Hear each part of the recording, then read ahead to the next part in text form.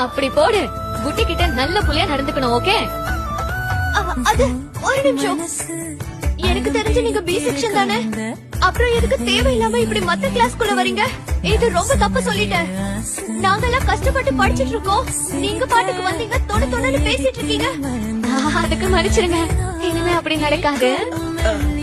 டேய் குட்டி, வாடா வெளிய போவோம். ஓகே. தங்கக்குரா செல்லம், யாருடைய வற்புறுத்தலுக்கும் அடிபணிய கூடாது. மூஞ்சில அடிச்ச மாதிரி முடியாதுன்னு சொல்லு. முடியலன்னா நான் சொல்றேன். டேய், என்னடா நடக்குதுங்க? அவங்க பேச்ச கண்டுக்காதீங்க. எதுக்கு இப்ப இப்படி எல்லாம் பேசுறீங்க? அதான் சொல்லிட்டான்ல, கிளம்பு, காத்து வரட்டும். உன்ன மாதிரி வாயாடி முன்னாடி வாயில அதுக்குள்ள பயந்து போய் நிக்குது. தங்கக்குரா செல்லம், இத்தனை நாள் நான் உன்னை கண்டுக்காம இருந்துட்டேன். உனக்கு எந்த பிரச்சனையா இருந்தாலும் என்கிட்ட சொல்லு, நான் தீர்த்து வைக்கிறேன். அதெல்லாம் ஒண்ணும் இல்ல. டேய் குட்டி, அவன் ரொம்ப கடுப்பேத்துறான். முதல்ல அவன் நவதாரத்தை சாத்த சொல்லு. நானே சொல்லிடுறேன். ஏன் முன்னாடி அவனை மிரட்டுறியா? எதுக்கு இப்ப கத்துற? காதெல்லாம் வலி. யாரு நான் கத்துறேனா? நீதான் கிச்சன் கத்துற. தயவு செஞ்சு